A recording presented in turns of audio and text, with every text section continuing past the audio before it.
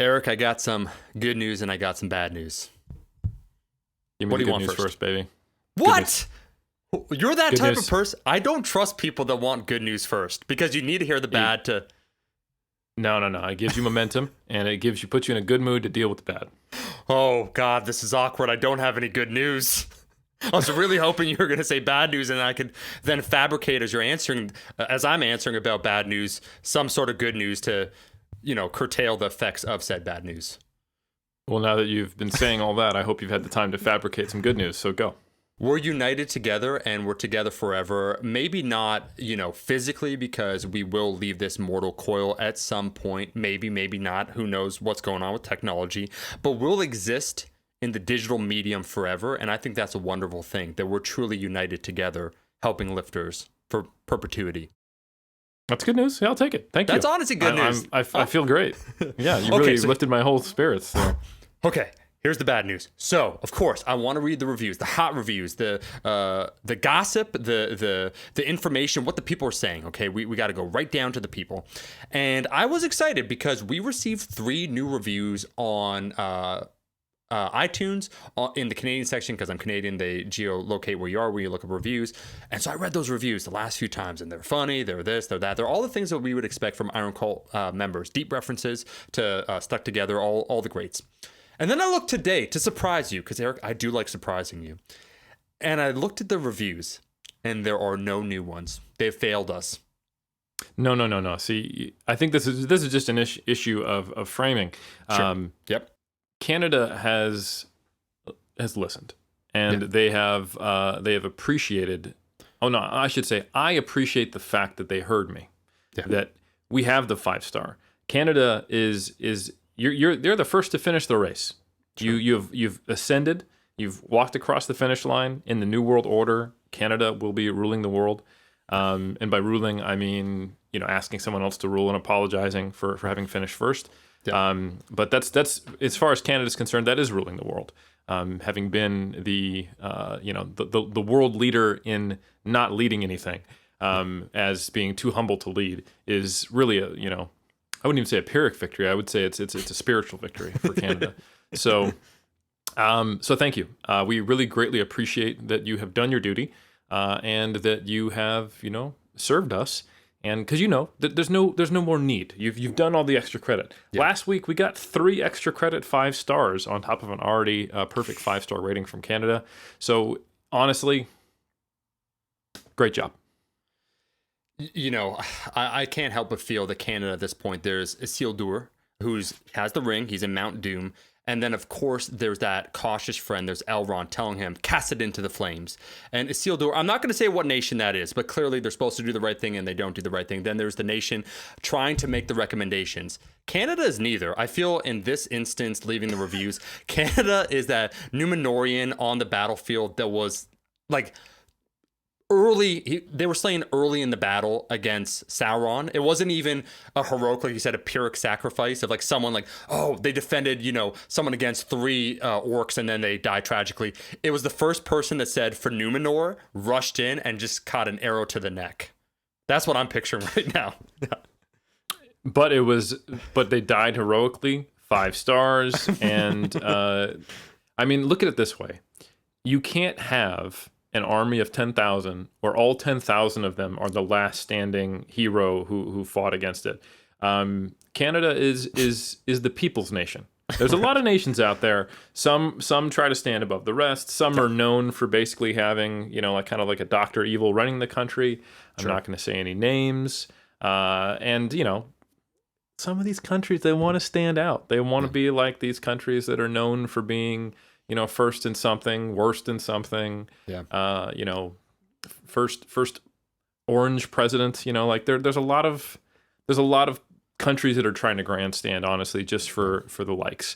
And that's not Canada. Canada, just like anybody else, they put their boots on one at a time. They catch arrows like the rest of the people who committed their lives to fight against the great darkness. And you got to appreciate that.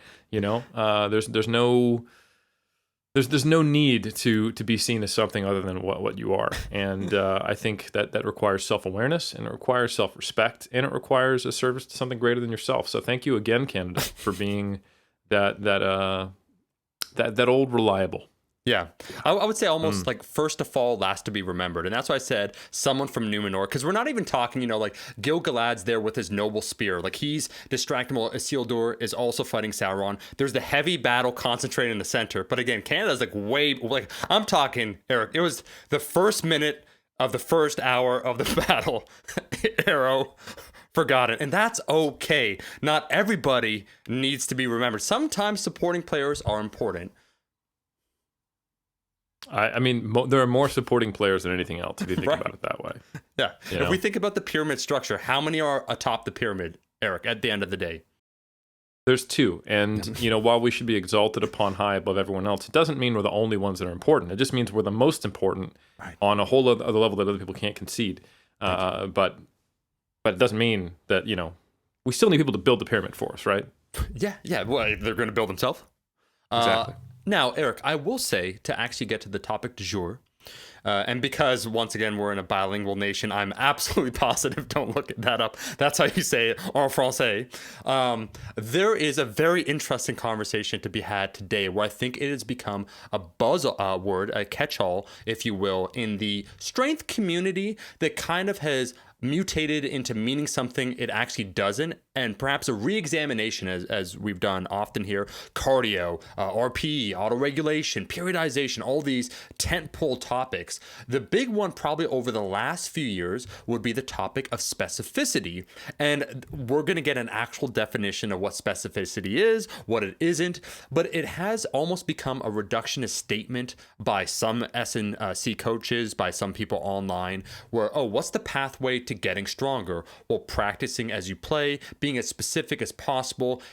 Inevitably, if there's a question like, how does one get stronger? It's like on an Instagram live and someone just say specificity. And that's not to say it's not true, but it perhaps isn't telling of the complete picture, and it might also not be an accurate representation of what specificity is. So we're going to be doing a deep dive, and we're going to be talking about the specificity boys and girls.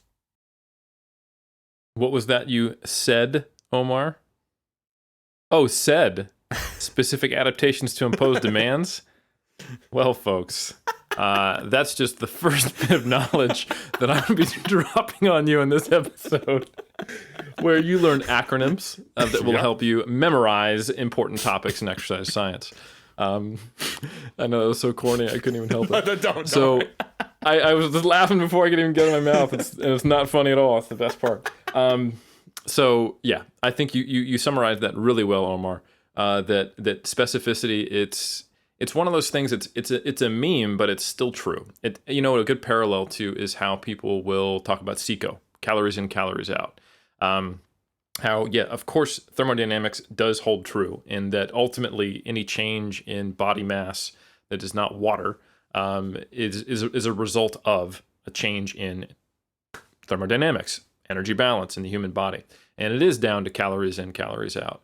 And of course, there's far more nuance in that. So actually telling someone calories in, calories out as an advice to do something, which is, basically put in the form of move more, eat less, is wholly unhelpful because people understand that, they know that, but the challenge is that applying it consistently over time, as we talked about in our weight loss maintenance episode, is a huge challenge. That is, the entire will of large scientific communities and practitioners are trying to work towards.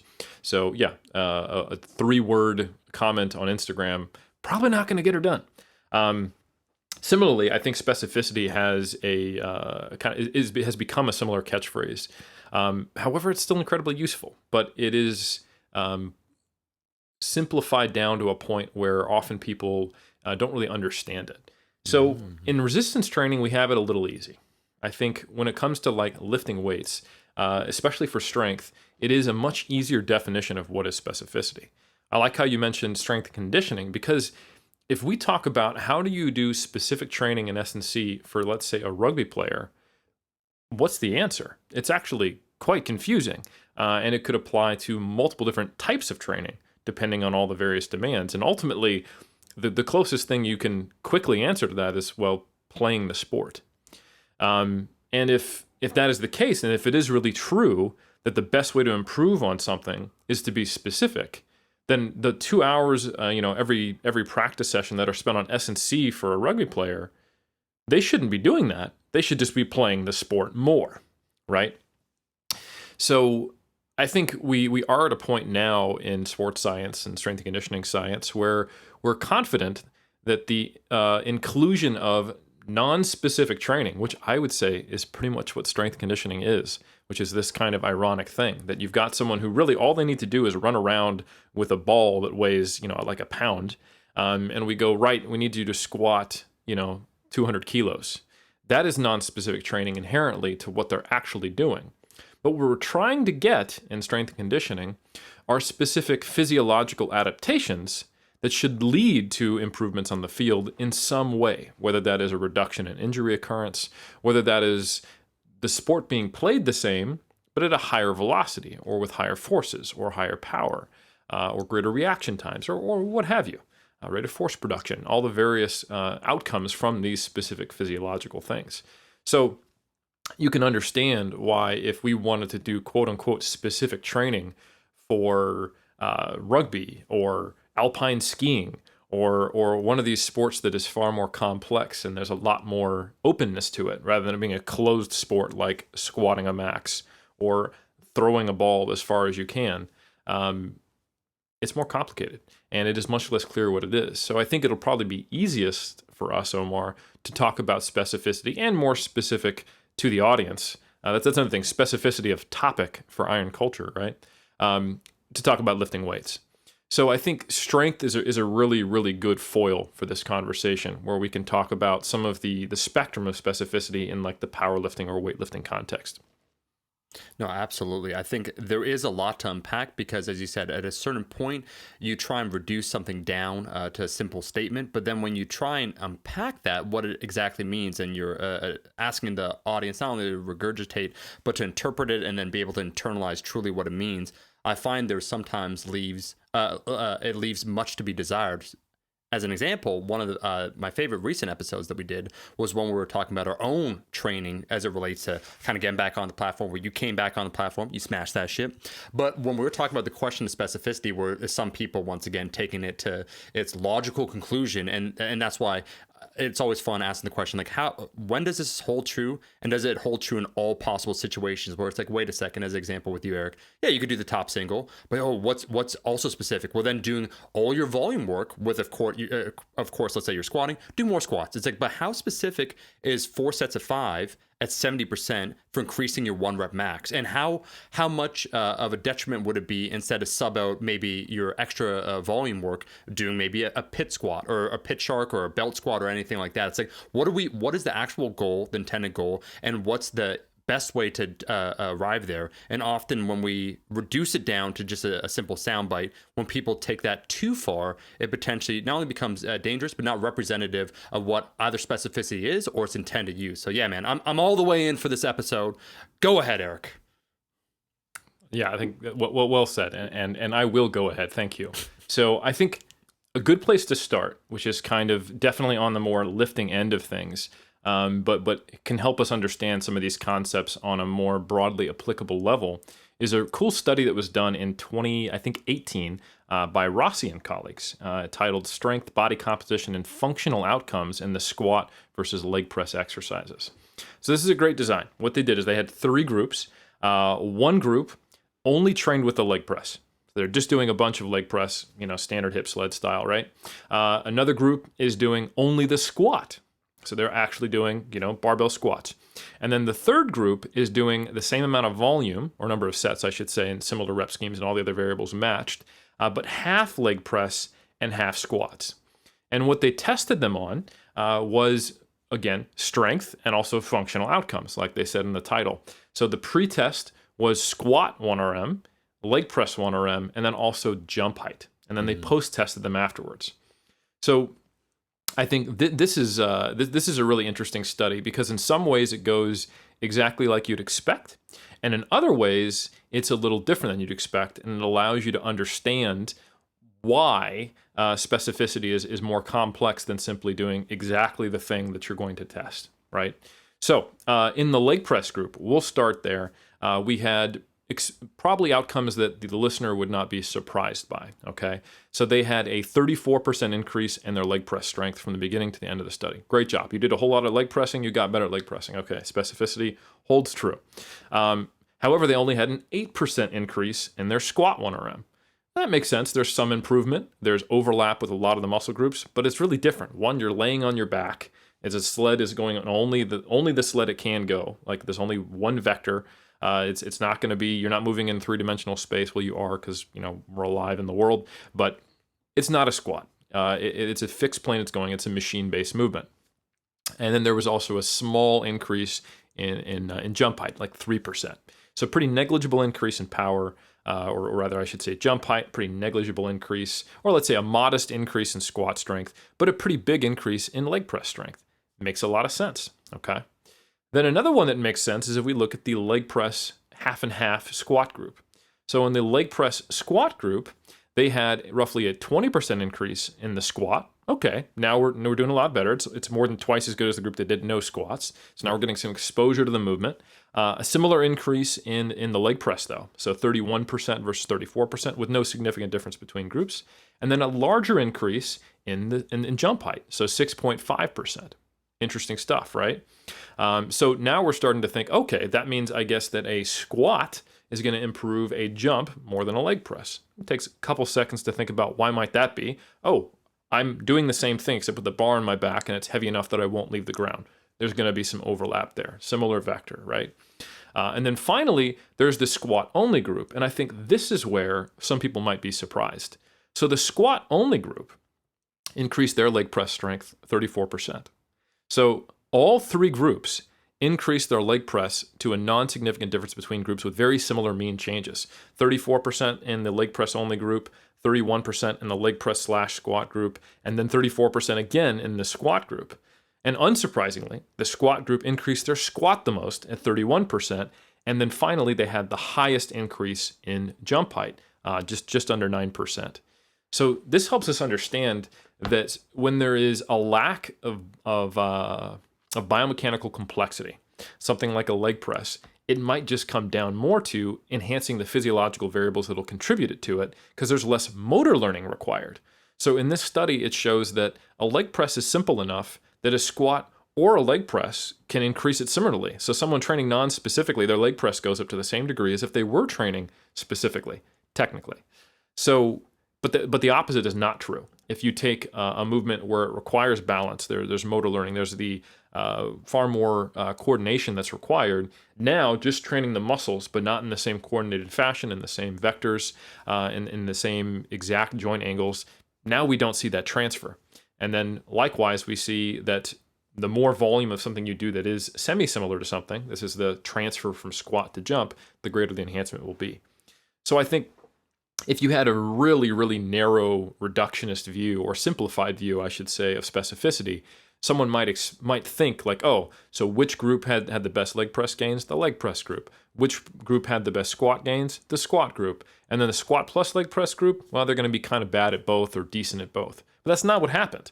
When you have something like a leg press, which is already has a very, very low complexity and doesn't require that much specificity to even be enhanced, that's when you can start to see some applications of specificity. And you can think about, okay, well, what does this mean? Well, if I need to get certain goals, or if I have certain goals that don't require a certain amount of specificity, now I have a whole lot more room to progress. But conversely, it means that if I want to get good at squatting, unfortunately, I'm probably going to have to squat. When we have a very specific motor pattern, that's when specificity does come into play. Eric, let me ask you this then. So we have the study, and as you said, very interesting, where one would assume, I mean, your leg press strength, if you did more leg pressing, I would assume it probably would go a little bit higher, maybe not significant, but 5-6%, something like that. But squatting, because due to the complexity and everything else, it had a larger transference than a lot of people would assume. Let me ask you this then. How does the question change, or the parameters, as we start opening things up to one's entirety of their training? So not just for a short period of time, but now we're talking longevity, where here's the unique part. Here's where I think the complexity gets very interesting. I would put forth that a lot of lifters have multiple goals, right? And sometimes they're at the same time period, in the same time period. Excuse me. So they're trying to get stronger. They're also trying to get bigger, or they might be focusing just on getting stronger for a specific period, or maybe just getting yakety yacked. And so depending upon where they are in their career, at what time point, it might change how they approach training. How would this start to change then if someone's trying to be a lifelong lifter? And I know that makes it incredible. We go from very specific, very simple, like here's a neat example, here's how we conceptualize specificity. But then when we come to movement selection or approaches in regards to training, how do we then start using some of this knowledge of specificity to shape our training then? Great question. So I think we've touched on this a bit in a few other episodes where we talked to Max Aida and Dr. Steffi Cohen about hybrid training. Yep. And I shared my far less talented perspective on that from my own, competing across multiple iron disciplines, and we've talked about that a good bit here. Essentially, you can think about exposure, and I almost think of like how established are skills, right? So if something is a new skill or something you've been doing it for 10 years, your ability to recall and re-grease that groove, if you will, as far as a motor pattern is different than if you've only been doing it for a few months. So for example, I think that study that I was talking about is on relatively trained lifters. So they've probably leg pressed before, right? So, and it's also not fair to be like, oh, they only leg pressed once, or like they didn't leg press at all and they got stronger. Well, they actually did leg press once at the beginning for the pre-test, and they tested again at the post-test. So that might have been simply enough just to kind of go, oh yeah, like I'm a casual gym lifter and I'm doing this study.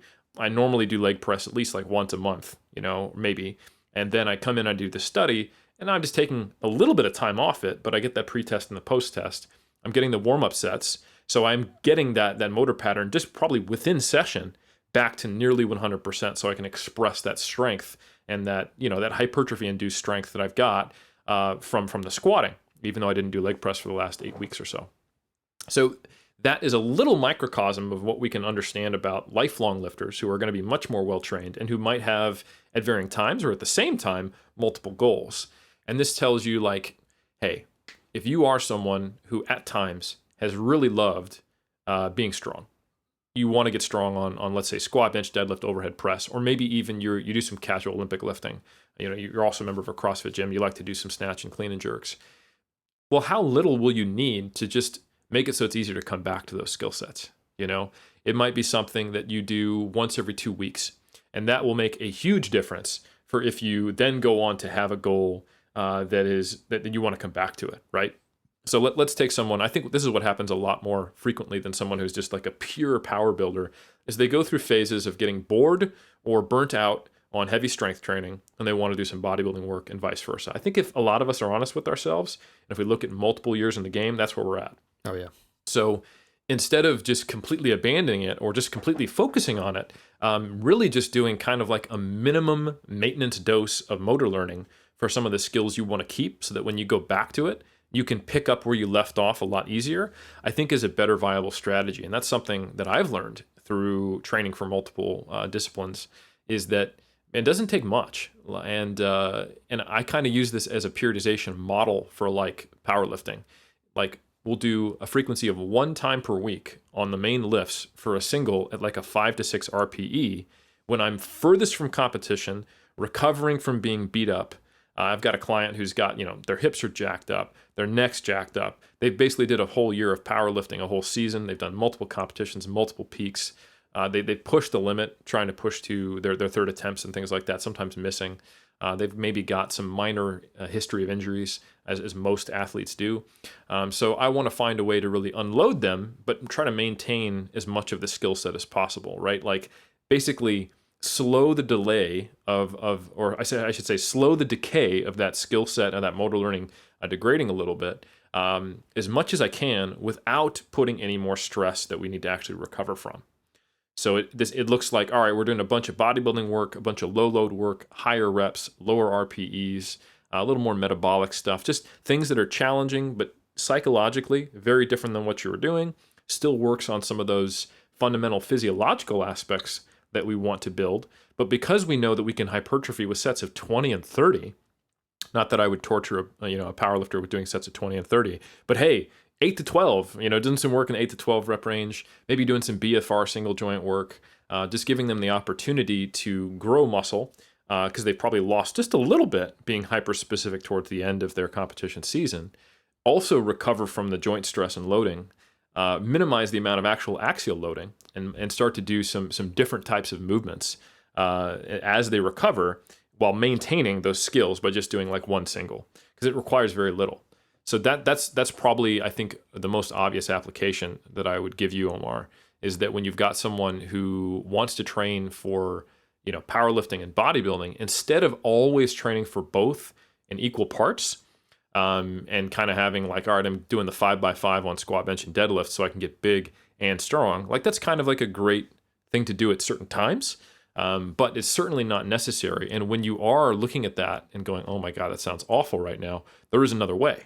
In that you can look to just simply hit pause on a lift, maintain the skill, and then try to build qualities in ways that are that's the beauty of hypertrophy. Like it's very hard to be specific for hypertrophy because we're trying to figure out what the underlying mechanisms are, and the best we can say is, well, so long as it's reasonably close to failure, so long as you're doing anywhere from low to high volume, and so long as you're anywhere within the rep range of 6 to 30, it's all the same, So like that's a huge range, and you could see that as a confusing proposition, or you could see that as a very freeing proposition, and you go, all right, well, I'm really burnt out on kind of that low, heavy end of the spectrum type of training, so I go the other direction, or vice versa.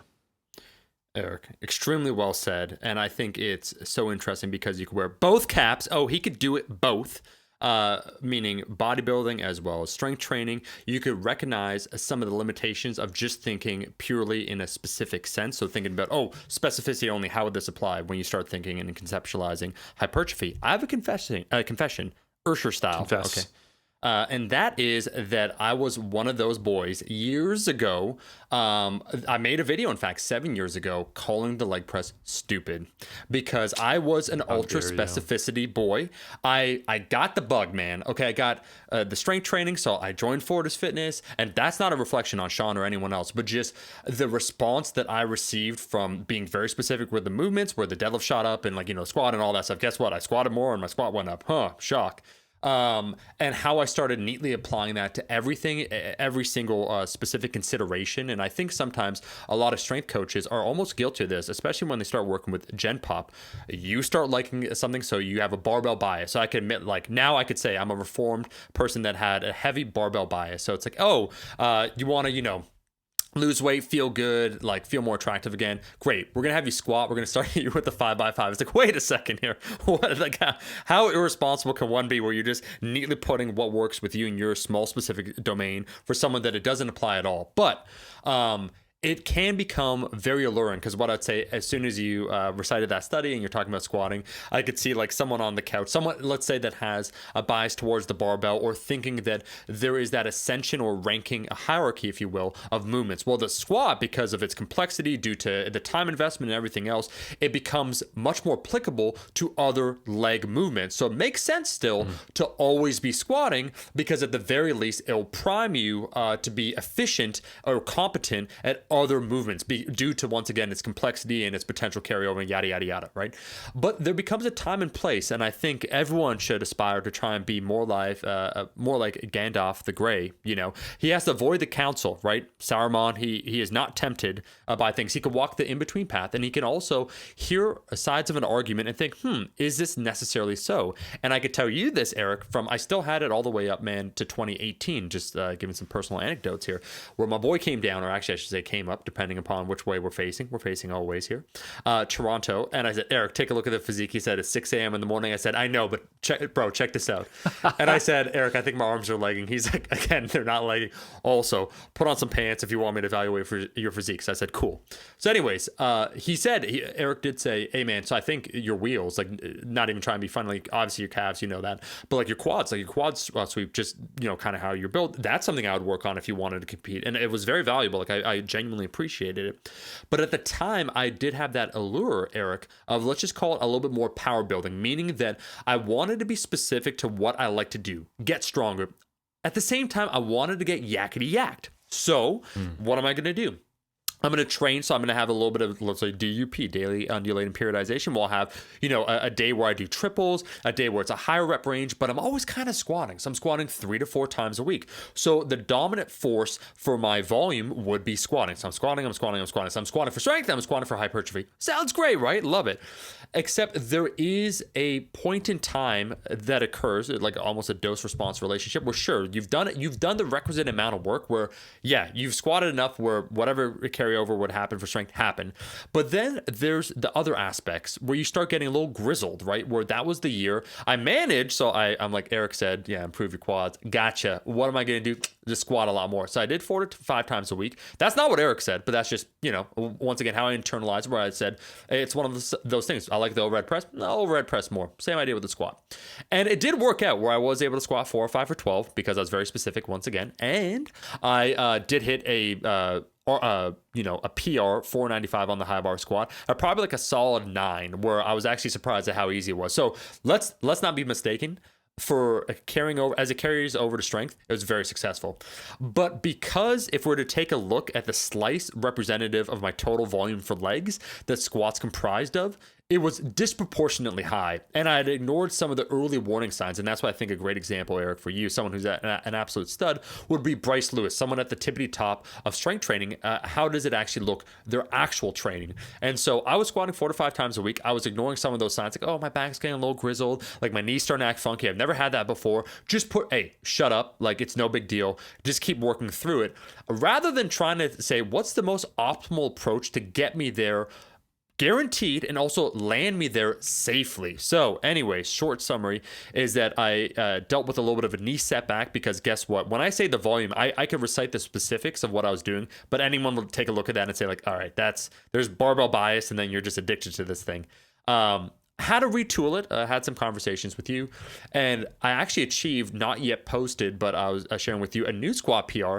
And the difference is very similar to the way that you're training, where it was comp specific. So I would do 3 singles a week. I would do the bare necessities as it relates to the squat itself. So I would do like a triple after the top single, back it down 15%, do a triple, so on and so forth. But most of my volume actually is comprised of the belt squat and everything else, things that, for lack of a better term, feel good on the body. I could do on a repeated basis. I could periodize, so I could have higher volume, lower volume, increased intensity, so on and so forth, and my body is able to recover with the given demands.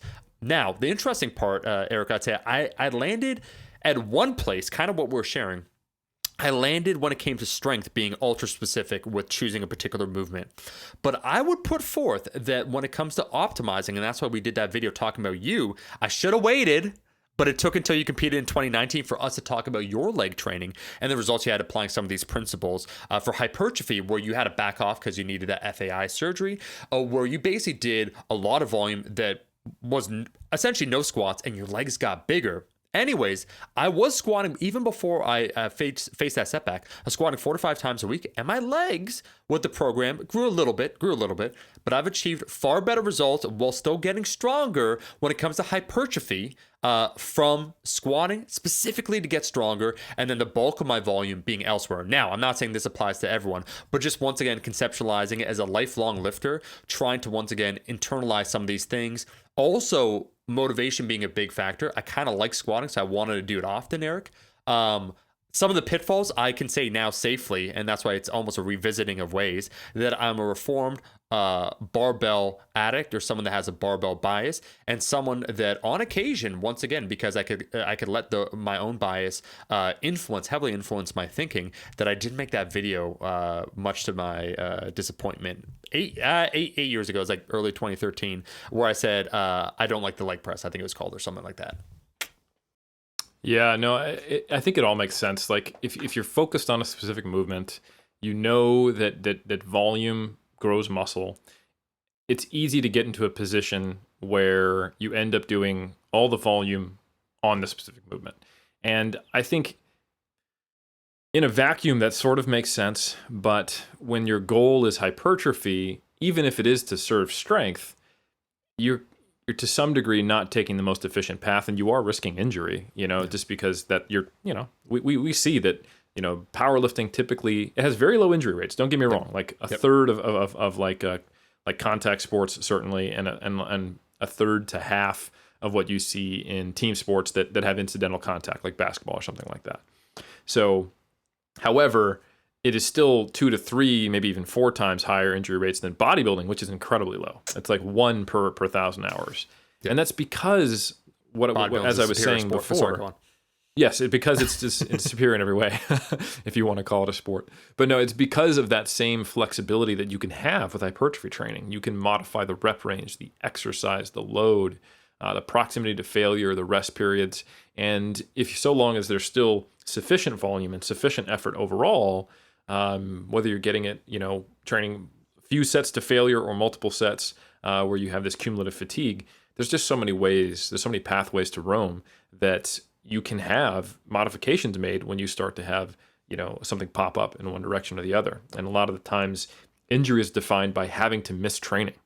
So when you feel that you have to squat and you have a knee injury, that's going to be a tough workout to get through. But if you don't have to squat and you just need to train your quads and you find that your knee doesn't hurt on, a closed chain versus an open chain movement, you can make an adjustment, right? So anyway, I think where you came from is a place that many powerlifters find themselves in volume blocks, or it's a place where many quote unquote power builders find themselves, where they think the solution is to train with volume on the big 3, but in strength ranges, which is an accurate representation of the data. Don't get me wrong. You can grow if you do sets of 3. You just got to do more sets. And hypertrophy can occur from multiple different movements. So if I care about getting strong, and if I care about getting big legs, then, I'm going to do squats, I'm going to do triples, and I'll do more sets, and I get the best of both worlds. Yeah, and you can also get pain and injury and burnout, and each unit of volume that you're doing is more stressful. So maybe you're actually rate limiting the total output you can do. So some things to consider. If someone really is interested in getting big legs and just growing, they have to also consider that having a very narrow exercise selection might not be the best way to do that. And we've actually got 2 studies now. One, a classic one that I've talked about a number of times. I'm not sure if I have on Iron Culture, by Fonseca and colleagues back in 2014. They had a couple different groups, but the relevant division of the groups was that one did only Smith machine squats for all their sets on every training session. And the other group did 4 different leg exercises. I think they did deadlifts, Smith machine squats, lunges, and I feel like there's something else, but I can never remember quite what it was. So we had basically 4 versus 1 leg exercise. And when they looked at the actual changes in muscle mass, we saw more uniform hypertrophy in the group that was doing more exercises, not just squats. So, and this makes sense. Like if you're just doing a single movement, then that pattern and the joint angles, positions of your body, the load and the stimulus, whether it's more proximal or distal in each muscle group, you're going to see that constant and similar stimulus. So you're going to get uniform to that movement type of hypertrophy.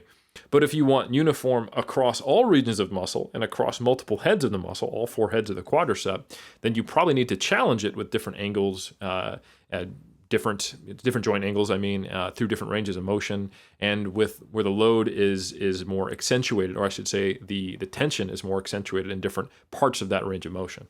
So yeah, that was not only shown in 2014 by Fonseca, but a similar design study by Costa was done just back in January of this year that found similar results.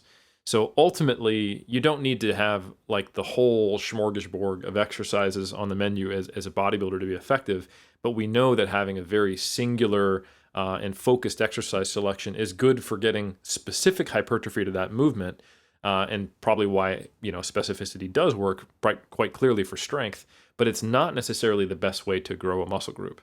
So I think that's something to consider in that. Yeah, a squat or, I agree with some of the barbell purists. Like we can't, isolating muscle groups, there's a trade-off. If we try to use a machine to isolate a specific muscle group, we're now asking our body to fit into a machine that may or may not fit us, even if it's adjustable. We're also assuming that really exercises and muscle groups have this very one-to-one matching. Like if we think of, a row is for the lats and biceps. Well, there's a lot else going on there. Like the long head of the triceps is a weak shoulder extensor, right? We think of, a shoulder press, that's triceps and front delt. and maybe a little bit of medial delt, right? Well, actually, the biceps is a weak shoulder flexor. So how can you really just do back and bis and chest and tris? That's a simplification.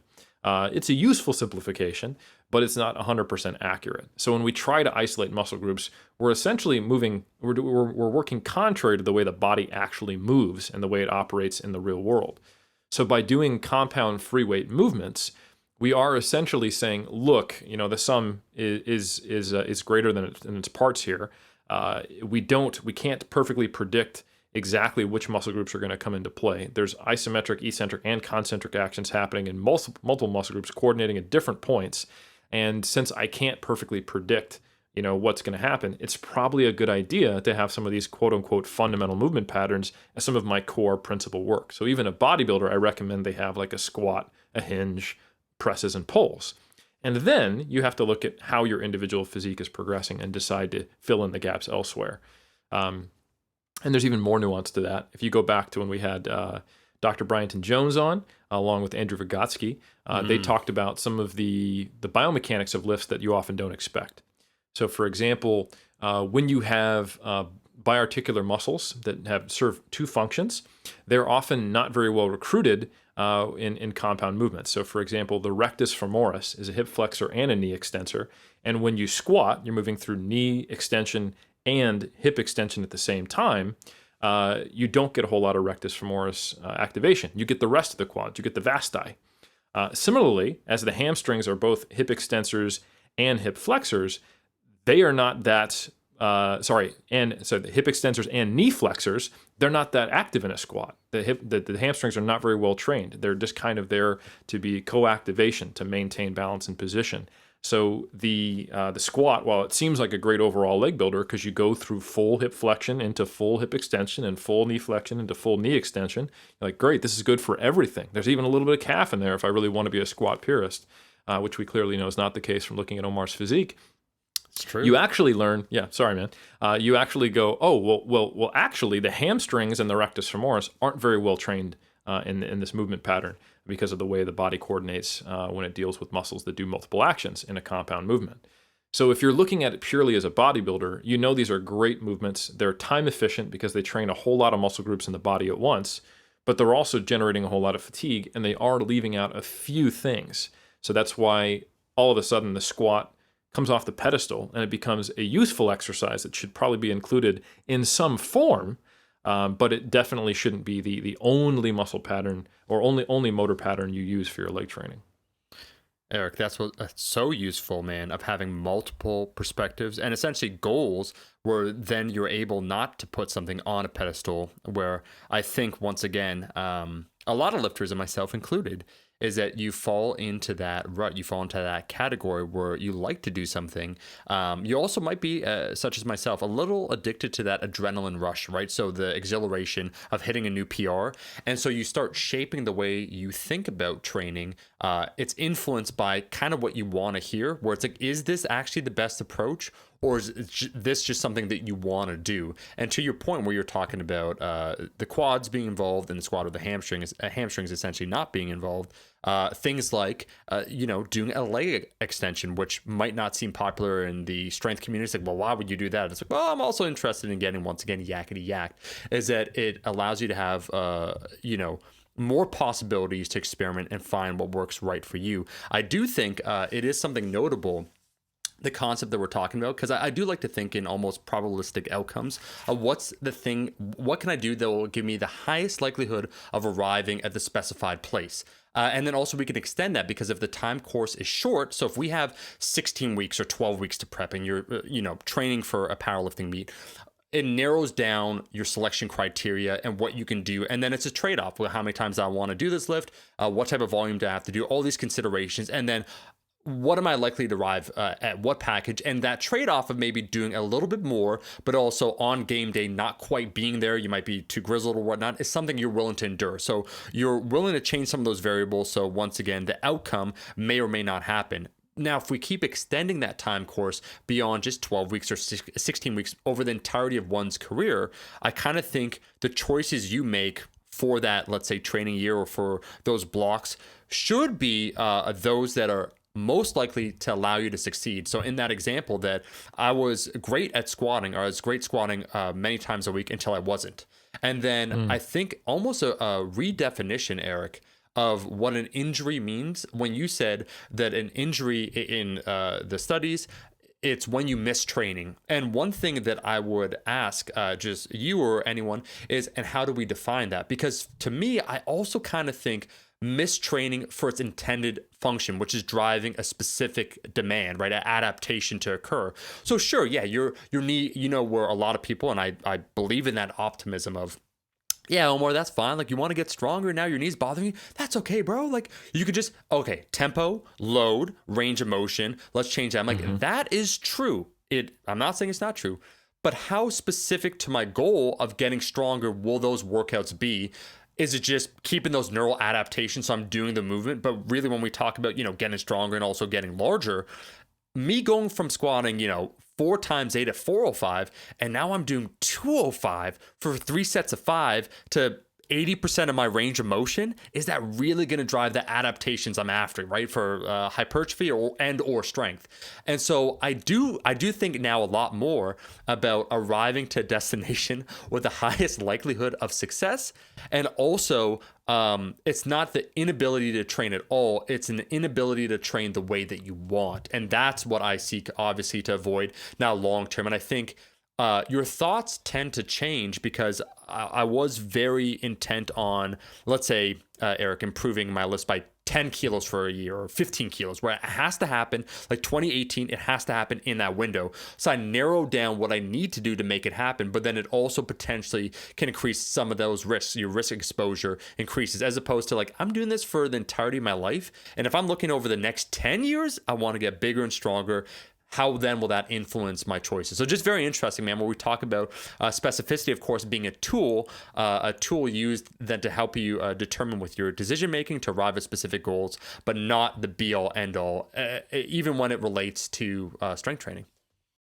No, that's well said. And yeah, not that we'll talk about injury too much, because we've got some great episodes Sure. on that, but it's definitely a potential outcome from training, but it's probably more so a potential outcome when you don't understand specificity. And yeah, just for the record, most of the studies I was referring to, they define injury as pain or the perception of injury that results in the need to modify training. However, there are other studies that show much higher injury prevalence in strength-trained athletes when they simply define it as with a broader definition of. So anyway, there's certainly different ways to look at it, but basically having to take time off training is often a hallmark of the injury research. And I think when you lessen it to modifying training in any way at all, then the injury rates go up a lot. But that's neither here nor there. I think where people get trapped into this mindset that results in that, it's because they don't do a good job of understanding the overlap of different types of specificity. So in weightlifting, most people look at specificity in 2 ways. There is movement specificity. So if you can envision a continuum of less specific to most specific, and on the very far left is someone doing let's say a leg extension, and on the very far right to most specific is them doing a comp squat in their SBD sleeve suit and the whole thing, and then between the two might be a safety bar squat, right? So that's certainly a good way to conceptualize specificity. But where I think a lot of powerlifters in a volume block struggle, or a lot of quote unquote power builders struggle, is when they also think of specificity along the lines of, okay, well, when I get on the platform, I'm attempting 90% of 1RM plus for a single. All right. So then if we have a specificity for load, then we've got, let's say, non-specific. At the farthest end might be a set of 100, right? Yeah. With that same exercise. And then at the other end is a 1RM. And then somewhere in between is a set of 20 with 50%. And then a set of 8 with 70%. And then a single with 70%. And then you're like, well, hold on. Isn't that just the first rep on that set of 8? Is that more or less specific? Well, I guess there's less fatigue. But it does move slower on that 8th rep with 70% than the first rep of 70%. So that confuses people. And then they go, okay, well, I do know that a single at 80% is more specific than a single at 70%, which is less specific than a single at 90%, right? Yeah. But then they struggle with the overlap between load and exercise. So sometimes you'll see power builders doing things like sets of 4 to 8 on isolation movements because I'm training for strength, but I want to train all the different muscle groups.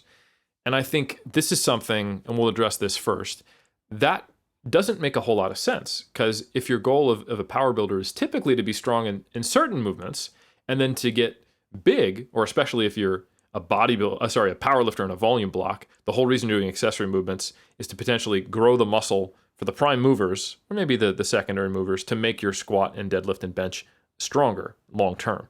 So you're doing tricep pushdowns not because you want to have a stronger tricep pushdown, but because you want to have a stronger bench eventually, and you're hoping that that investment into maybe what is a quote unquote weak link for you it's triceps will be a useful investment down the line when you do go back to being more specific.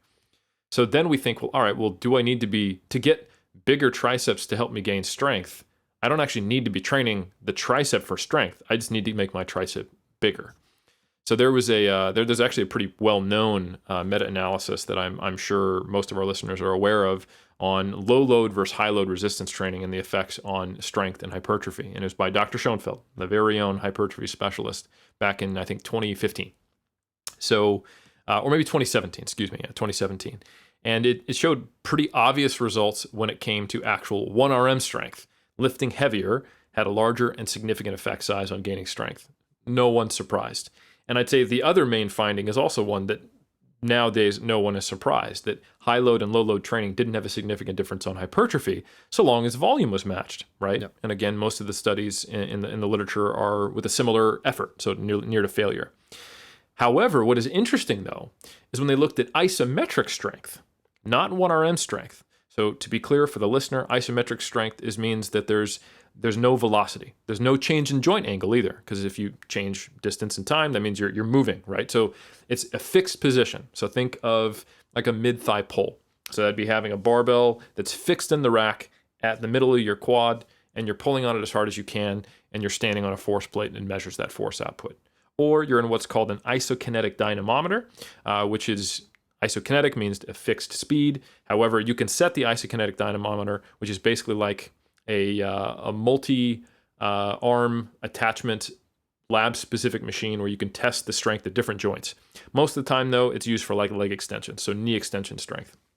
So if you set up the isokinetic dynamometer, it looks like a leg extension, but it won't move, but the pad measures force output, and you put it at some knee angle, right? So then you kick into the pad as hard as you can, it doesn't move, but it measures isometric force, just the raw force output, with no change in joint angle. So this is essentially an extremely low skill measure of strength. There's no coordination.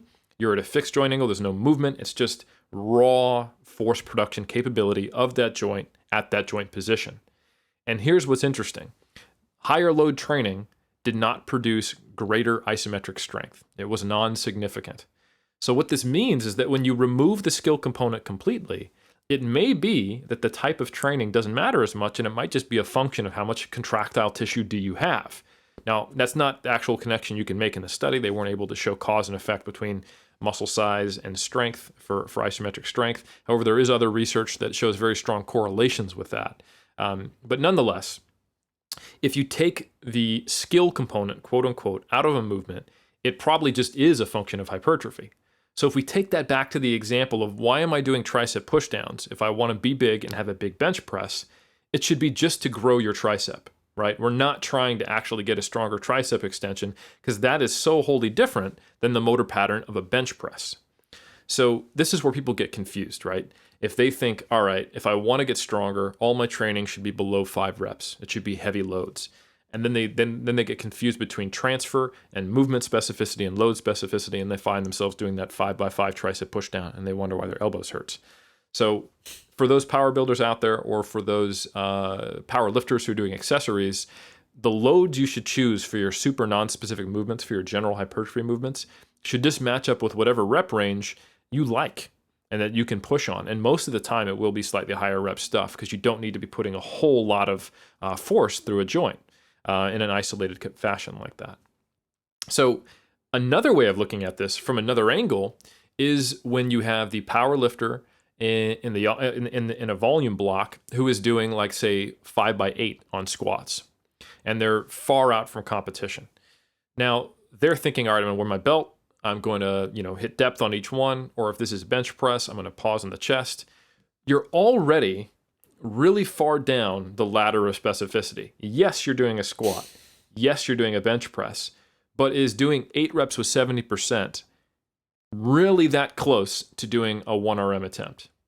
No, it's not. So then the question is all right, if I'm already non-specific, is it actually that much better for me to be doing 3 sets of 8 at a 6 to 8 RPE on bench press than, say, dumbbell press, or God forbid, a machine chest press or hammer strength?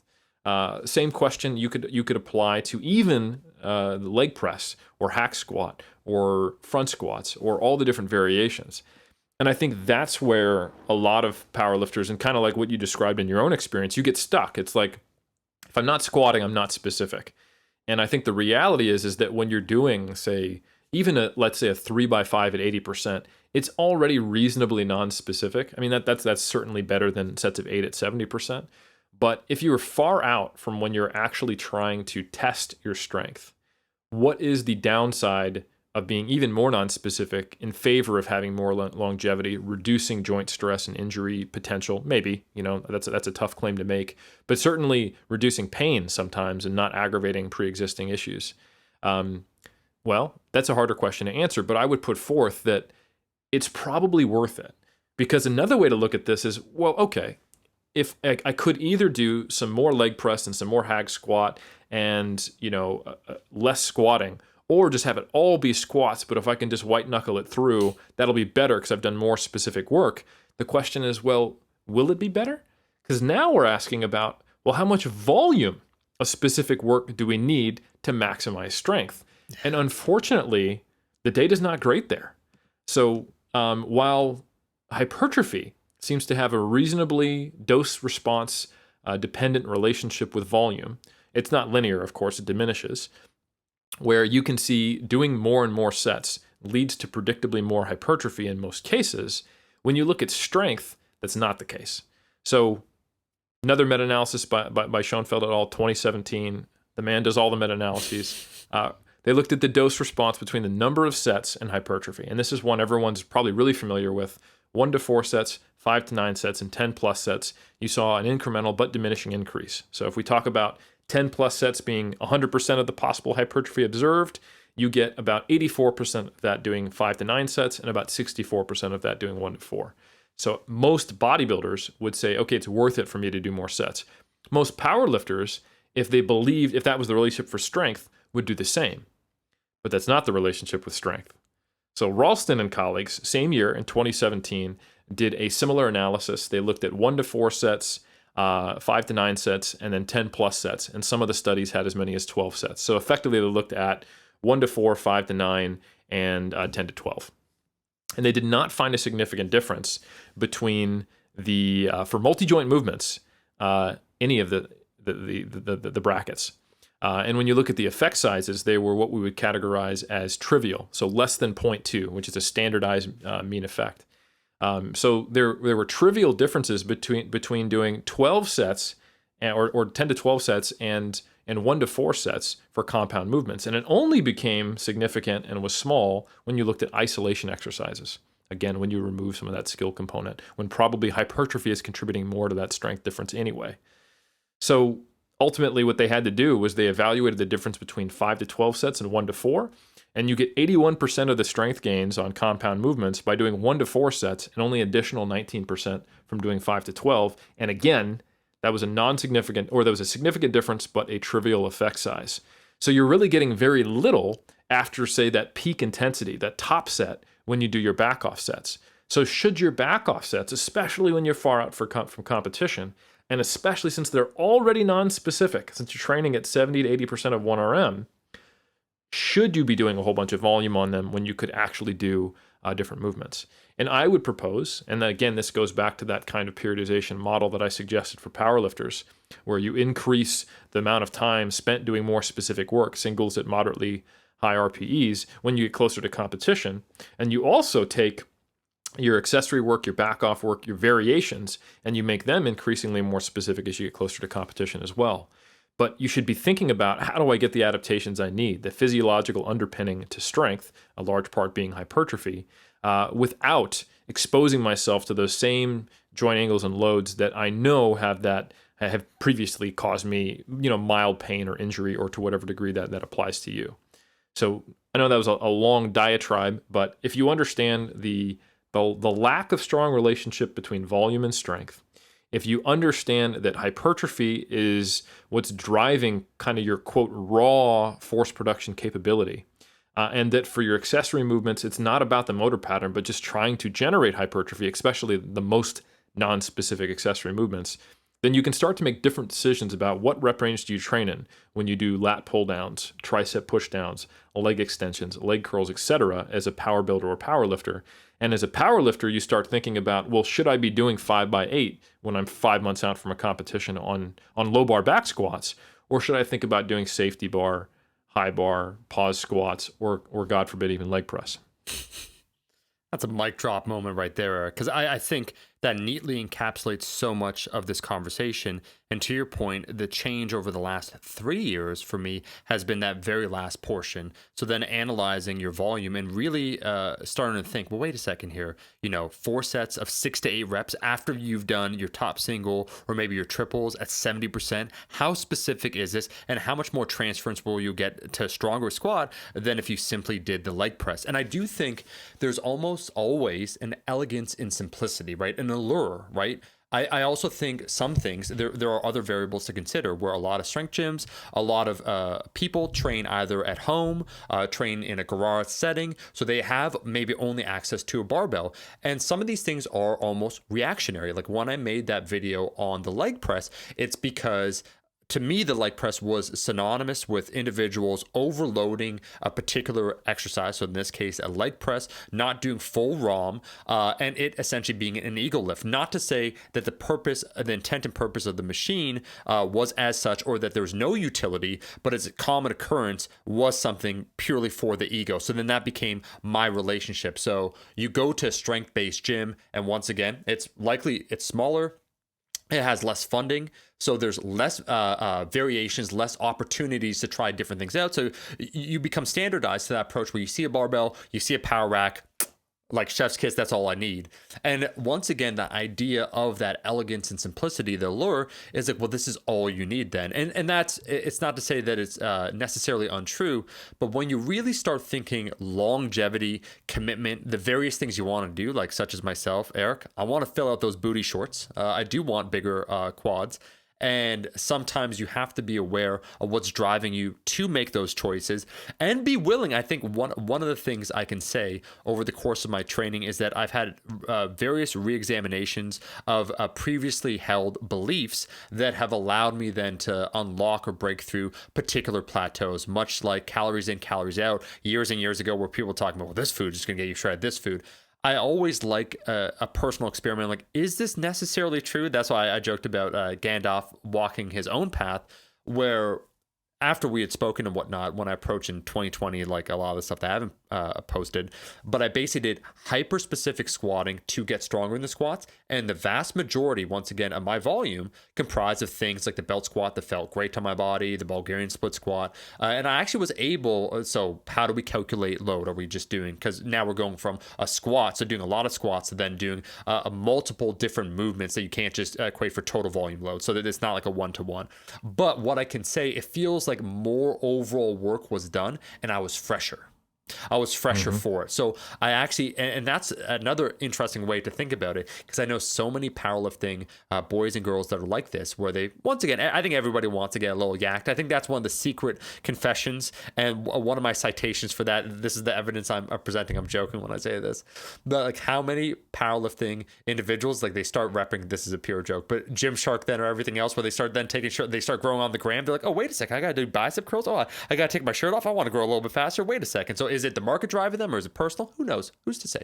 But I will say, Eric, that I know so many individuals that I use that term grizzled. So it could be a physical component, it could be a mental component of maybe some of the potential monotony or just doing the exact same specific pattern day in, day out that leads to a lack of adherence or motivation inside the individual session. We had that fantastic conversation again 2 years ago about like, yeah, man, training airplane mode. And that was one, like, it's so funny where you can make one of those choices that is seemingly simple, but could be significant in terms of the impact on your training. It wasn't changing to a different program, is basically allowing myself to get focused that led to so many more results. Anyways, it's interesting for me now to conceptualize this, Eric, where those same powerlifting people that are getting grizzled by, I did my top single, then I did my triples, now I got to do my back off sets, right? So I'm doing like sets of 8, that if they merely replace that with another movement, so whatever they feel that they could periodize once again and get better at, basically better at over time. So a pitch shark, a belt squat, a leg press, doesn't matter. Something that's relatively, it's generally in that sphere.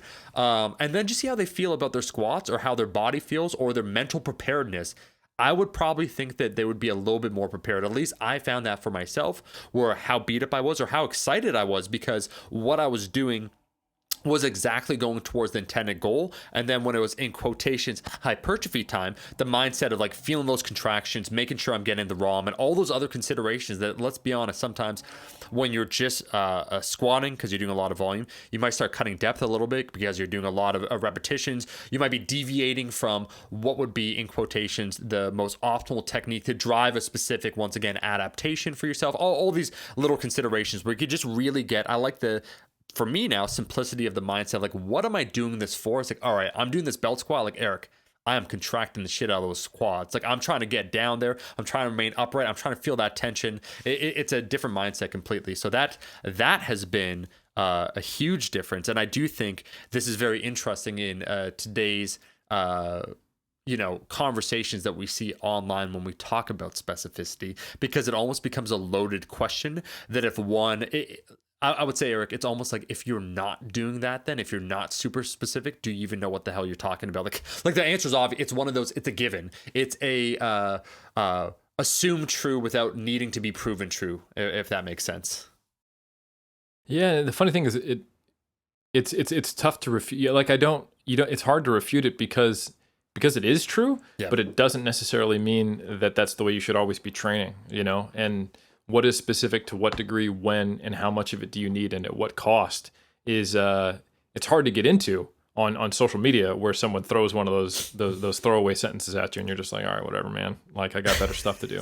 Yeah. So, like, you're coming out here talking shit on my video because and saying something that everyone knows is true, but it's not useful, and I'm not going to dedicate an hour to teaching you about the nuances of specificity.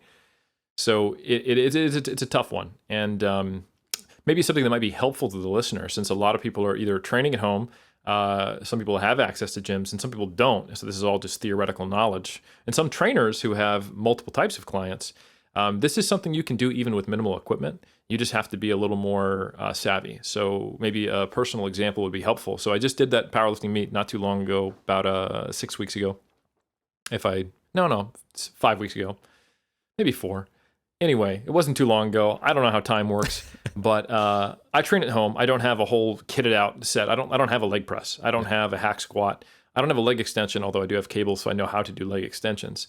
But for example, when I finished my my comp prep, where I was squatting 3 times a week at a very high load, starting with a single each time, because I was getting ready for a competition. The training after that, I went to only doing, for actual competition squats, a single at a 5 RPE for the first 3 weeks after that. And that's it. So what did my back off work look like? Well, I did high bar, beltless, tempo, BFR squats with my feet elevated. I could have done front squats, but doing tempo front squats is a great way just to choke and hate your life. So I just figured I could get in the same position by just elevating my back feet a little bit.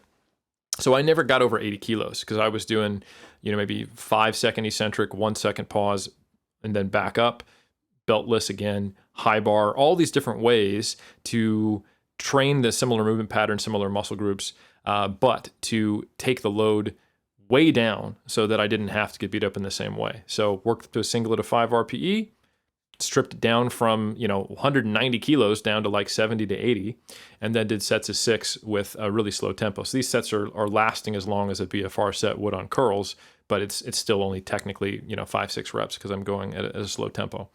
So by using all those little trips all those little tricks we've talked about on Iron Culture, like BFR and modifying the movement, I was able to get a similar kind of stimulus to what we're talking about, where you might jump on the leg press.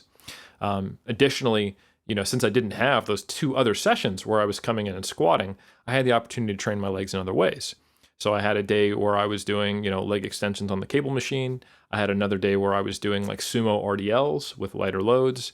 And there's a lot of ways to, therefore, get volume in ways that greatly reduce the load, reduce the joint stress, allow me to recover from the specific training I was just doing.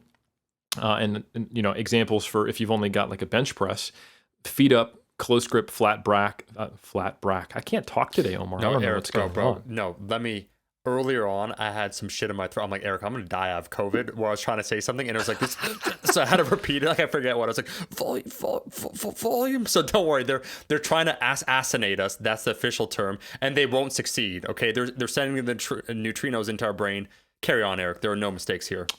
We're still standing, folks. So flat back, feet up, slow eccentric, pause on the chest, close grip bench press. That's another way where you can, chuck 30 kilos off of what you'd normally be lifting and train very similar muscle groups, So I think kind of the periodization model, regardless of the equipment you have, might be furthest from comp, just once a week working to a low RPE single, talking like 5 or 6, maybe 7.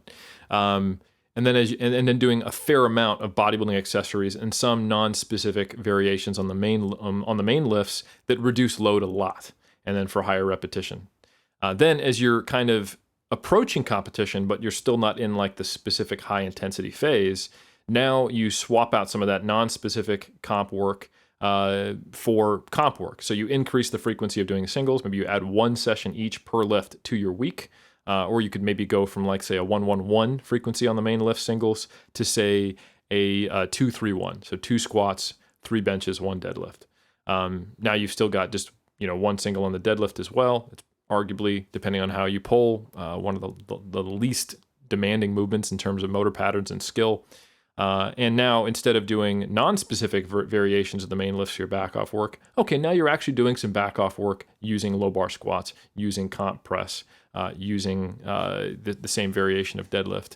And you have just simply reduced some of your accessory work to make allowance for that. And then as you get even more specific, you just take it a step further, where you're doing more singles. The back-off work, instead of being sets of 4 to 6, are now sets of 2 to 4, and you keep moving forward.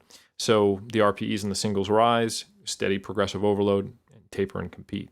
So that's kind of what it might look like using this concept, where there is certainly a very high degree of specificity when you're close to competition, but you're not pushing high volumes on the main lifts far out, or trying to have that load specificity on non-specific movements, which really doesn't make sense, but definitely can contribute to injury. Look, I'm working up to my top single on the tricep extensions. Last time I did 80 kilos. I'm hoping today for 82.5. If I don't manage to do that, my whole day is going to get flipped. I'm going to lose my shit, because I was really looking forward to that PR, of that movement, and the accessory to the specific movement. But today just wasn't my day. Well, I think it's either go hard or go home when it comes to the tricep pushdown, my friend. So if you don't hit the PR, you just leave the gym. And if someone is mad at why you throw your belt on the ground, you're like, missed that 1RM tricep extension. So it's all over for me.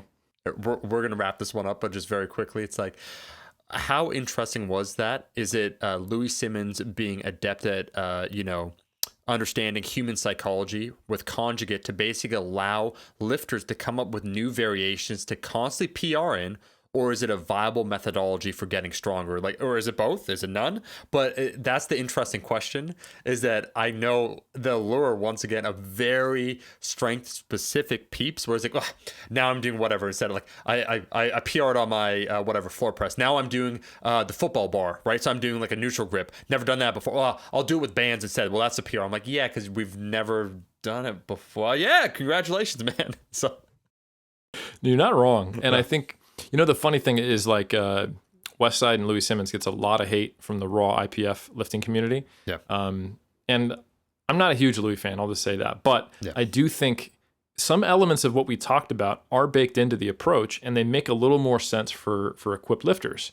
The use of bands and chains, while it seems like to the raw lifter, you look at that and go like, God, that sounds like it'll take forever to set up. Like, you're hanging all these chains in there. You got to figure out what's the tension on the bands. You know what? It doesn't take more time then? Squat suits. Getting into a squat suit or a bench press. Yeah. So for an equipped lifter, being able to match the same strength curve, because it gives you assistance in the same places where a squat suit or a bench shirt does, is actually easier. And you can reduce the absolute load you're lifting, at least at certain points in the range of motion. It's kind of along the same lines, being able to work from using more accommodating resistance to less, training raw, and then finally into gear and using more variations. I think, there's what gurus attribute their success to, and then there is what is actually causing it. And there's always a mix of the two that's baked into any system. And like you said, I think the psychology also plays a huge role there. And like essentially the accidental deloads that come from doing something you haven't done from 6 weeks. So you automatically can't go very heavy on it. So I think using that type of conjugate approach, where you're like, sweet, I'm going to try for a new quote unquote 3RM on this movement I haven't done for like 4 mesocycles. That's what you can do today, just trying to figure out during your warm up sets. But if you did it next week and the week after, you'd hit PRs again, and that's exactly what you observe. Do we really think that these high level elite lifters are PRing every week?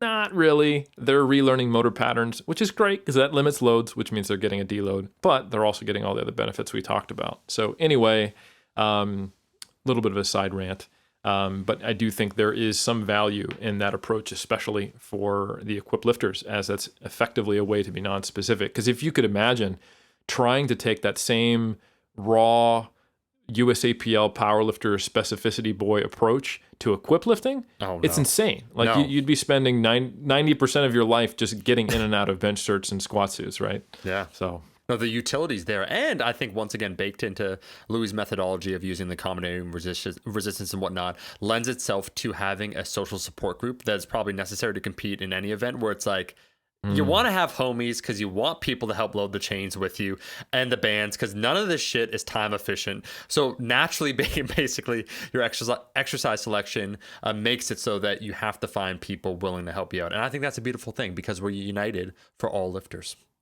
That's right. It creates a pit crew. It creates a community. And everyone is like, all right, we're all doing DE bench or ME squat together. So I think there was a lot of really good things that came out of that whole approach to training. I don't think it was necessarily all built into the superiority of the conjugate system, but the psychosocial benefits of it, that method of deloading, whether intentional or not, and the ability to do non-specific work, at appropriate times, but still being specific enough, I think are all a part of the success of some of those lifters.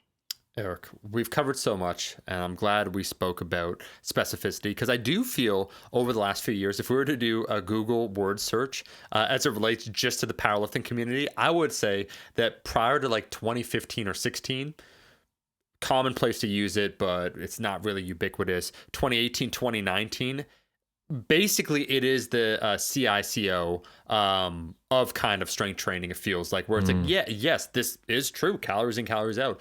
But do you think telling someone that exactly is going to give them the answer they're seeking, where it's like, well, how do I lose weight? It's like, well, I actually know how to, I know the mechanism by which fat loss occurs, but I don't know how to achieve it for myself. In what situation? So I think that was fantastic how you gave an overview in general, and then you brought it right back down to the people, which is what we do, man, as it relates to those that are probably training now in a garage gym-like setting. So minimal equipment, like how to basically use the tools at your disposal to get towards your goal, and how to once again re-examine the purpose of the movements, the load selection, the variations that you're doing, so you can get there maybe a little bit faster. Well said, my friend. Hey, I will just say, for those out there that want to go ahead and leave a rating review, it can be from any nation, because once again, we're for all nations. So Canada, I said it because I say it with love, because I'm here in Canada. I am Canadian. You can go ahead and leave a rating and review on iTunes. I'm not going to tell you what to leave. I'll just say that we had a very Canadian moment where someone said they wanted to leave a 5.5 or 5.1 out of 5, but they're unable to do so due to the rating system. We're currently talking with Apple support. We'll update everyone on that. We're back every single Monday. We'll catch you in that next episode.